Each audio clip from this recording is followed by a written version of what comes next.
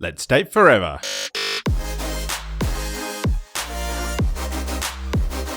Here's your weekly dose of relationship fuel with Sammy and Nathan Yeager. Hello and welcome to Date Forever. In this week's episode, we're chatting about finding love at 50, the 3 H's, do you want to be helped, hugged or heard, and the challenges of merging lives after being a long-term single. But before we dive into that, Sammy, what's been fueling you up this week?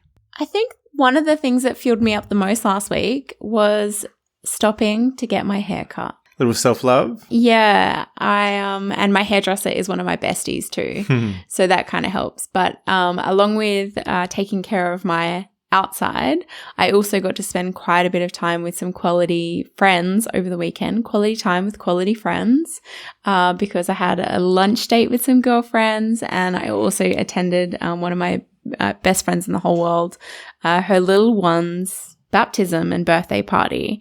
So that was really special too. So quality time with quality people. What about you, Nath? So mine was finding a little bit of a reinvigorated rhythm, I guess, around some of my personal training since my footy season is wrapped up. So I dusted off the bike and got out for a ride around our local park over the weekend.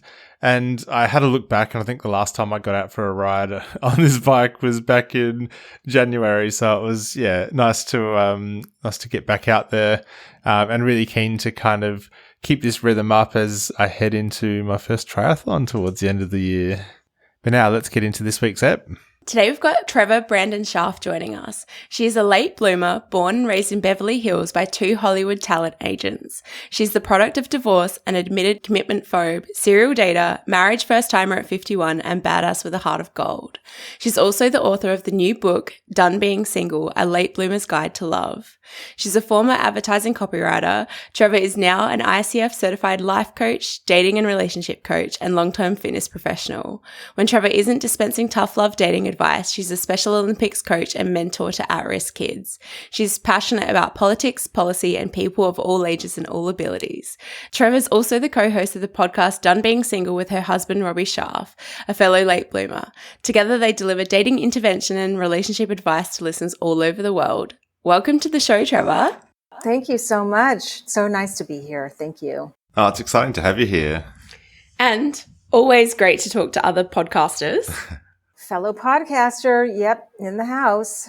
So tell us, well, there's so much good stuff that we're going to talk about today, but I want to start with, tell us about your first time marriage at 51. Oh my God. It was, and it still is, a mind blower. It's still new. It's been 9 years, but I spent way more of my life single and alone on my own than married. So it's wonderful. I wish I did it sooner, but oh well. I didn't meet Robbie until I met him, and I'm thoroughly enjoying it. And I thoroughly enjoyed being single too. So I can't say I was miserable the entire time. I think if I wanted to get married, I probably could have a lot sooner. It just wasn't right. Wasn't ready, wasn't right. You know the drill. Right time, right person. Yeah. So was marriage something that you always did want to do and just hadn't found the right person up until that point? I just assumed it was going to happen. I was in no hurry. So through my 20s and 30s, I just wasn't ready. I can just say that straight up. And it wasn't until I really hit my 40s did I realize, oh my God, time is ticking. My biological clock really went off. And that's when I got a little desperate and in a hurry, which did not help my cause, because we all know that when you're desperate and when you're in an urgent hurry to do something, it tends to take that much longer, right? And it tends to stay that much further away from you, whatever your goal is. Mm-hmm. So tell us a little bit about that urgency. Like, what behaviors did that evoke in you? What were you doing? Well, let's see. I was dating a ton. I mean, dating to get married, though, not dating for fun. Okay, so the fun times ended. I turned 43 and realized in that moment I needed to get married and have kids because my clock was ticking. And I had waited a long time. And suddenly all that, I'll take my time. I've got all the time in the world. No. It caught up with me. And no, we don't really have all the time in the world, as I've come to learn. And so that made dating very unpleasant because it felt like I was on a mission. I had a goal. I had a mission to get married. And again, I'm saying to everybody here, the more you want something, the harder you try for it. It tends to stay away when you relax and let go and surrender and have faith. That's when things kind of tend to happen the way they're supposed to happen. But you couldn't tell me that at the time because TikTok, get on it, get the move on. So, and I also wanted to get pregnant, which was really difficult. So it wasn't just finding a husband. I needed to find someone who was ready to have kids right now. And that was, forget it. I eventually, and I don't want to give it away. It's in the book, but I eventually took matters into my own hands. And there's an entire chapter devoted to my baby quest. So the answer to your question, long-winded, is yes, I dated a lot. And yes, I had a lot of sex. Fabulous. Well, that's really interesting to me that those panic years really only set in your early 40s, because I've met women in their early and mid 20s that are in those panic years, freaking out that they've got no time left. That's when it's supposed to happen. But then again, I'm a late bloomer, so everything kind of happens a little later for me. And that's just how I'm wired. That is how I roll. It never occurred to me it never occurred in my 20s. Are you kidding me? Forget it. Not even, I guess it sort of did in my later 30s, but not the kind of wake up call panic button that happened when I was in my early 40s. Mm. So you had quite a few decades on your own, which is the opposite of me. Like I've had most of my adult life now living with Nath, more than half we realized recently. Actually, I've lived together with Nath longer than I lived apart from him, which is the opposite to you. So I want to understand a little bit about like what was your relationship like with yourself through those single years, especially towards the end where you had a real appetite to be with somebody else and share your life with someone? That's an excellent question. And as a coach, that's what I do. I help people do exactly that, get comfortable in their single years, no matter how long it takes, no matter how long they've been single. It's critical that they get comfortable with their solitude and being on their own, because when you're not, you make bad choices. And when you're not comfortable on your own, just like I said to you, when you're in a hurry, when you're not comfortable, you tend to not really honor your highest good, for lack of a better word here. So I am an only child. So I kind of had some pre-training to be single. I had all those years on my own anyway. I was a latchkey child. So I was already comfortable navigating the world by myself. So I made a very good and empowered single woman. And again, I really enjoyed some of those years. I did. If I didn't, I wouldn't have made the choice to stay single. So it wasn't all bad. It was an opportunity for me to grow and figure out what I wanted and learn about life and the world and find my place. So it did serve a purpose. Looking back, I wish I had found it a little sooner because my fertility reasons. But, if you're not trying to have a kid, you can get married at any age. You just can't have your own kids, I guess, at any age. So for that reason, there is a little regret. But again, life tends to happen to you when it happens. You can't force it. You can't rush it. Yes, I believe in doing the work. Yes, I believe in pushing yourself along. Whatever it is that you want to achieve, you got to do that. If not you, who? If not now, when? But then after that, after you make the effort and you put forth the effort, and you got to give it up. You detach from the outcome. That's the second part of the equation. So, Treva, what was the transition like, having so much time on your own, developing your own way of doing things, living, I'm sure, your own very beautiful, fueled up life, to then introducing another person into that equation? Like, how did that change things? It's crazy. It is still new. I'm telling you, it's been 9 years, but I'm learning relationship skills. I was never taught. I didn't see it. My parents were divorced when I was very young. My mother never remarried. My dad did eventually, much, much, much later in life. So it's not like I had great role models. So I really had to kind of figure it out myself. And my husband, also a late bloomer, also a marriage first timer. He, at least, his parents were together, intact family, and he had some live-in girlfriends over the years. I did not. I mean, I am amateur hour over here. So he has taught me a great deal about being a partner. He has guided me. He has held my hand. He has brought me along.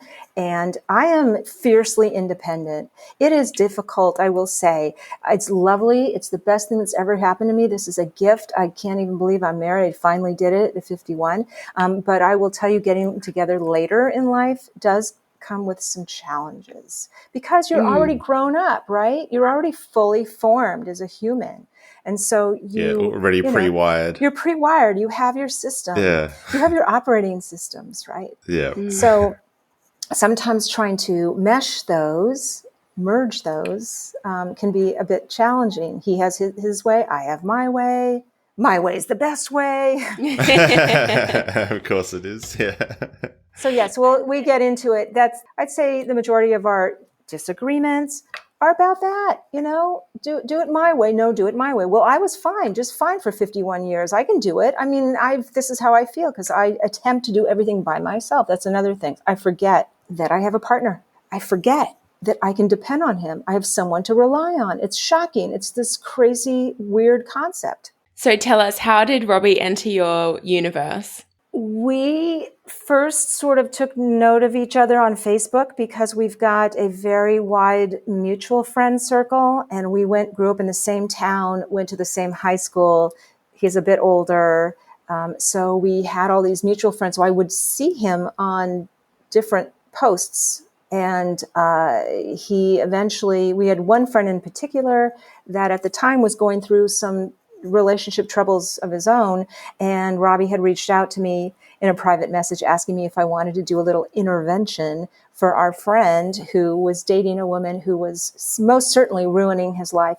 And I said, I declined. I didn't want to get involved, but I took note that he was a really good friend. And this fellow that was in trouble, was very lucky to have him. But then it took a few more months and we met on my 50th birthday. Literally on my birthday, I had a very big party because I figured, well, I'm 50, I'm never getting married.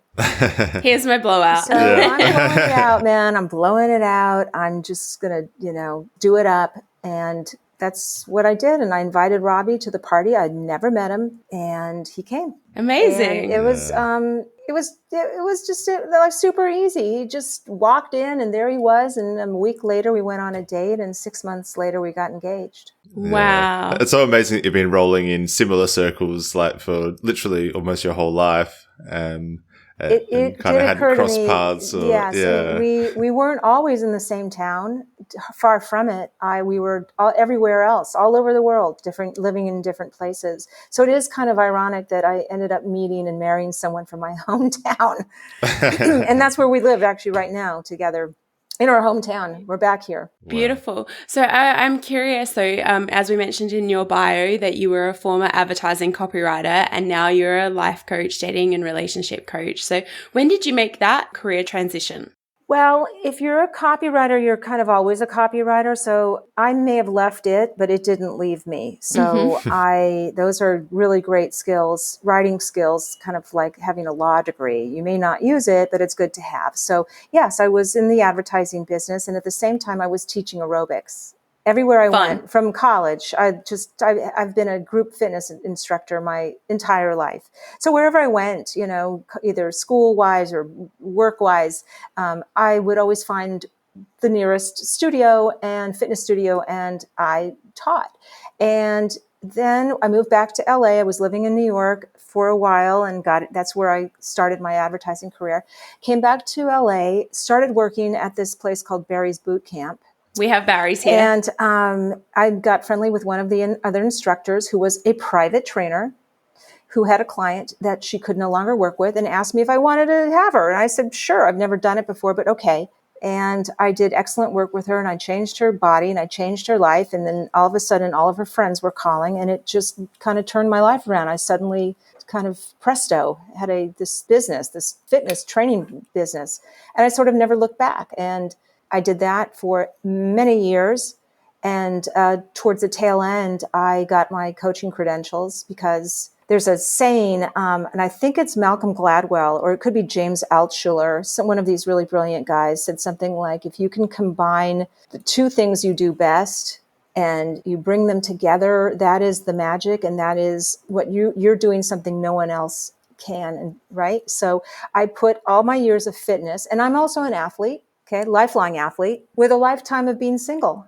And so that's how it happened. And I thought, this is my future. I am a dating coach. I'm a natural. I'm a coach. I'm a life coach, dating coach. I've done it for 50 years. And you know, the old saying, if you've done something for 10,000 hours, it makes you an expert. Well, I've been on 10,000 dates. So, okay, I'm an expert. So had you made that transition before meeting Robbie? No. So we got married. I started a blog called The Late Blooming Bride because I thought this is the most hysterical story ever. A first-time bride at 51, right? Whoever, right? So started this blog, and then the blog turned into the podcast.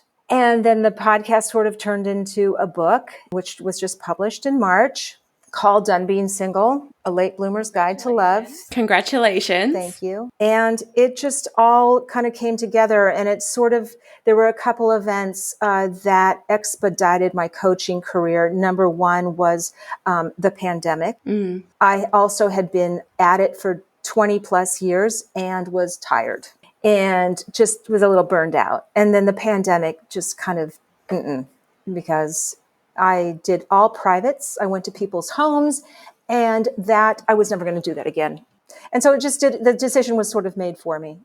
And I got my credentials, never thinking I was going to use them. But then again, like I'm saying, I have this wealth of dating knowledge that nobody really else has. I mean, show me someone who's been single for 50 plus years, right?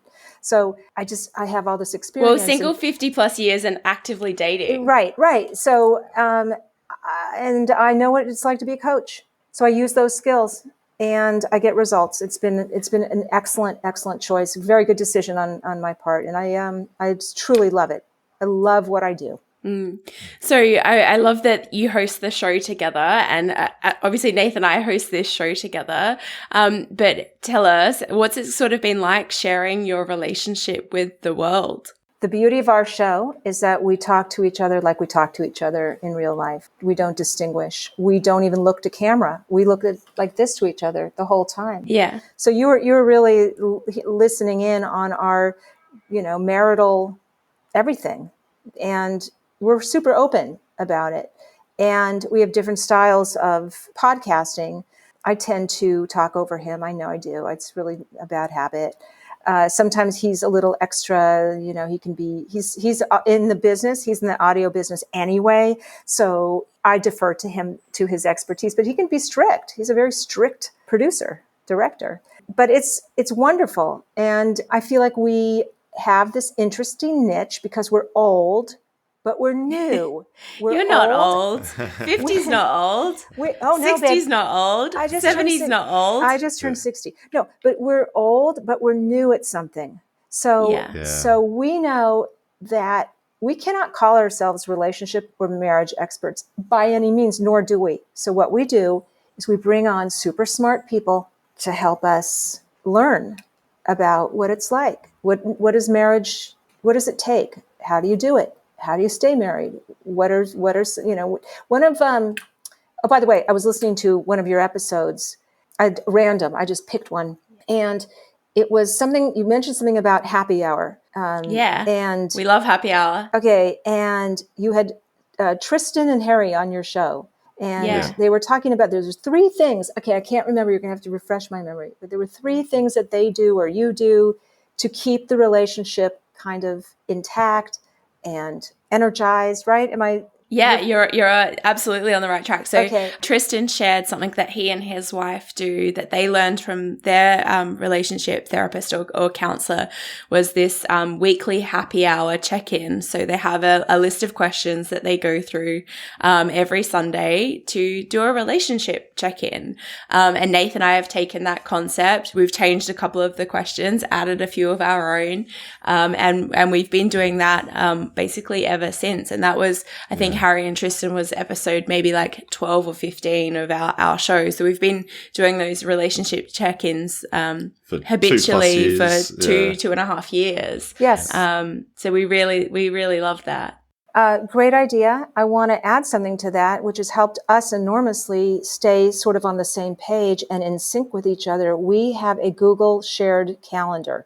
I mean, I know that's... We also have. Okay, that is revolutionary to me. Yeah. That to me was so, I mean, I had never heard of one before, and it didn't just make things easier and more convenient or better. It just made me feel like I am in this together with him, that our days are connected. It's not just my calendar, although I do have my own calendar, but most of now what I put in our calendar is in our calendar. It's not my calendar. And it makes me feel like engaged and connected to him all the time. So he knows what I'm doing. I know what he's doing. You know, we're aware of it on a certain day at a certain time. We talk about it. We're preparing for it. It just, I don't know, closes that whatever loop. Not that we kind of work from home with each other too. So it's not as if we don't see each other multiple times a day. But the Google Calendar has been just wonderful for that reason. Yeah. Oh, that's definitely been it was a game changer for us as well. So it was, we've had our Google Calendar for a while now, probably years. Years and years. But it was a bit of a sore point in our relationship too, because my brain doesn't work by calendar days. It works like one day in advance, and that's about it.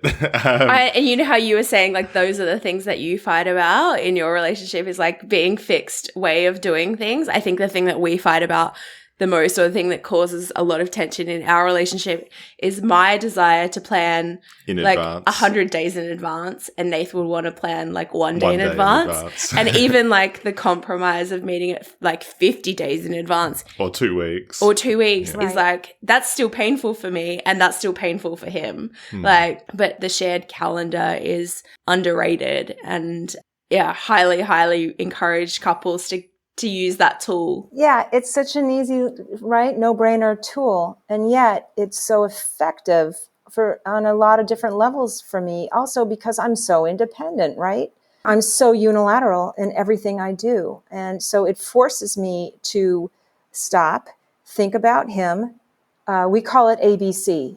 Always be considering. Yeah. Okay, ABC. Nice. Which in the beginning was hard for me. Not that I was an inconsiderate person, but when you've been single for so long, you're looking after yourself. You're just trained to think about yourself and take care of yourself and look after yourself and soothe yourself, comfort yourself, provide for yourself. No, I don't have to do that anymore. But you know, old habits die hard, right? We're all creatures of habit. Yeah, and the Google Calendar is a free tool. Like it's free. It just takes a little bit of time to set up like your own system and then the shared system. And then it's about building the habit of checking in on that and using that as a reliable source of truth for, you know, what are my commitments? What are their commitments? And who owns the calendar too? And like who's truly, you know, if an invitation comes to a wedding or an event or a dinner or a thing, who's actually accountable for putting that in the calendar as well and creating some ownership around that? In our relationship, you can probably guess who it is. Of course it is.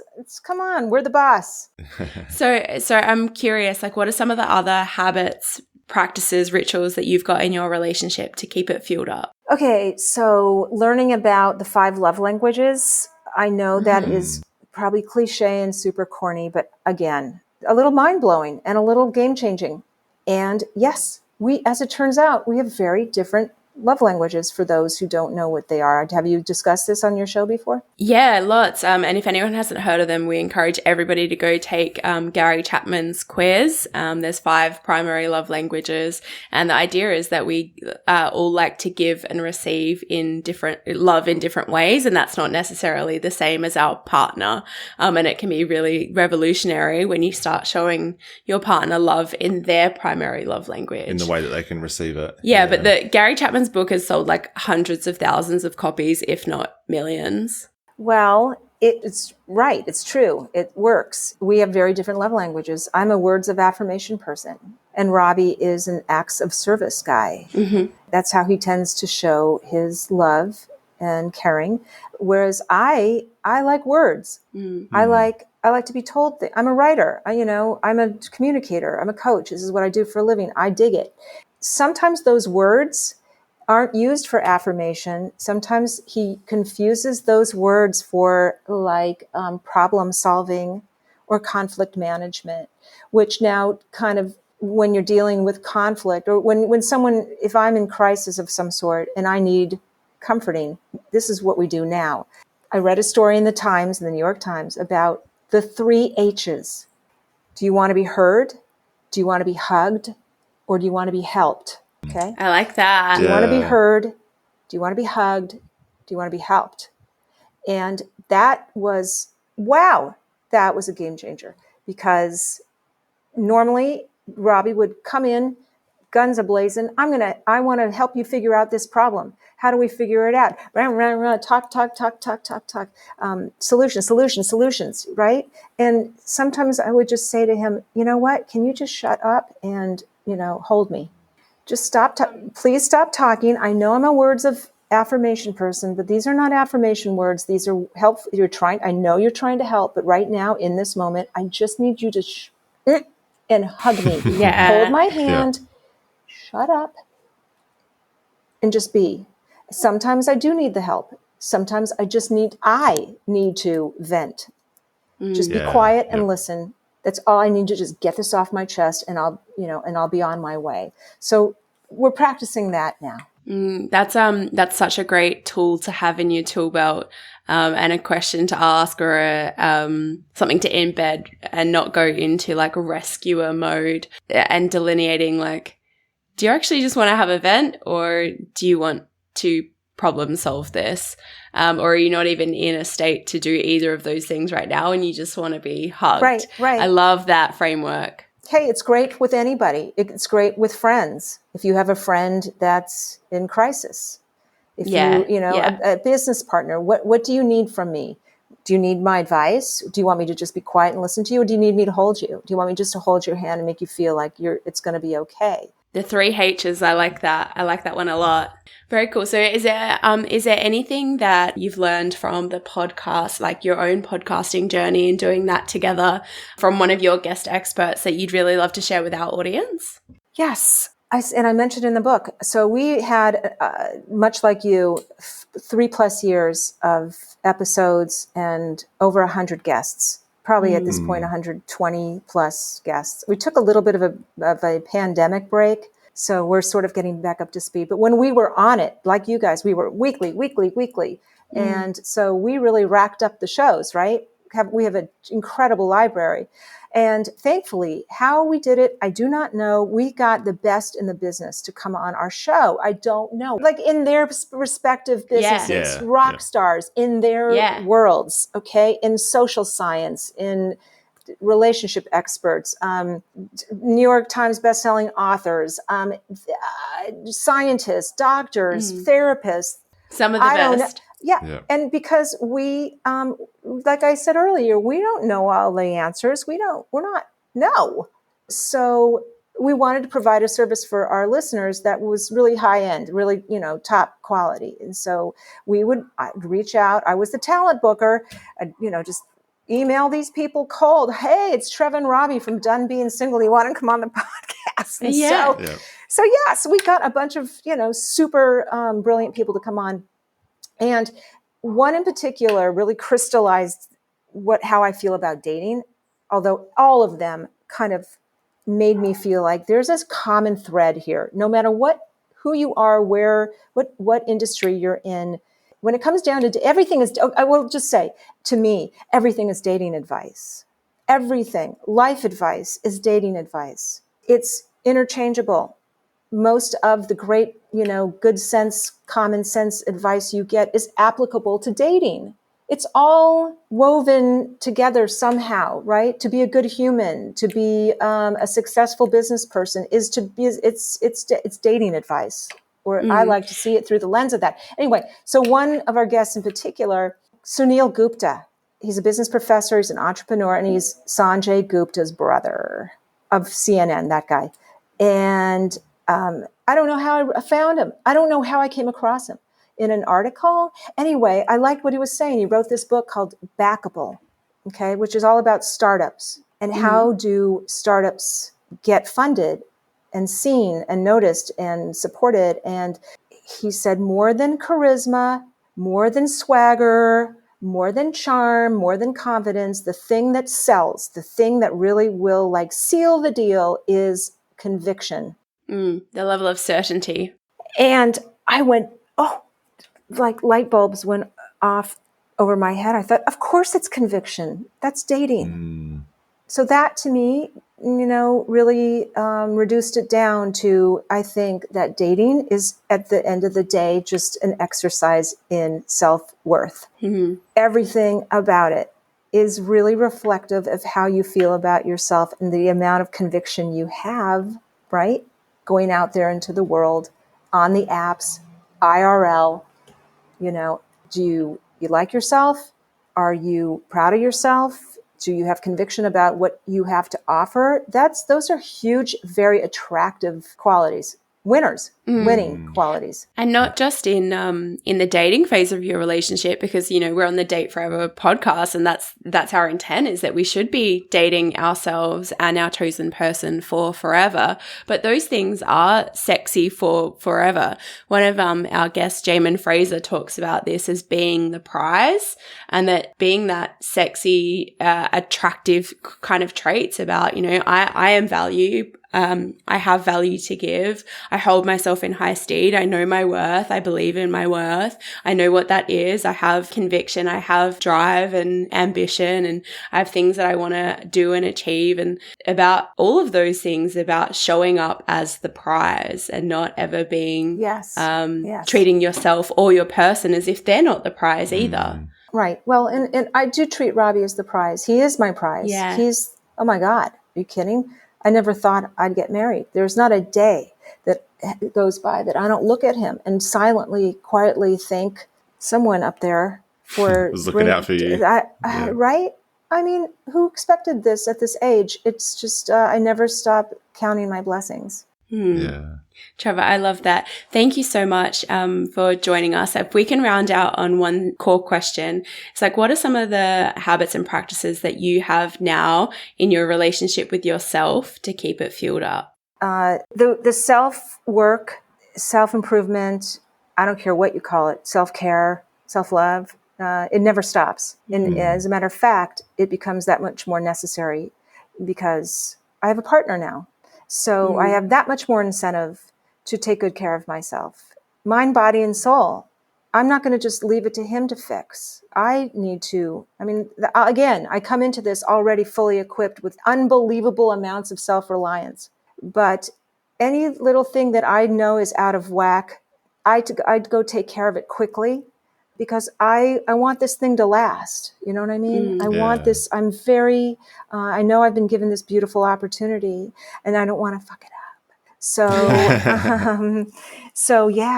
I practice what I preach, my friends. Everything I do with my clients is test driven.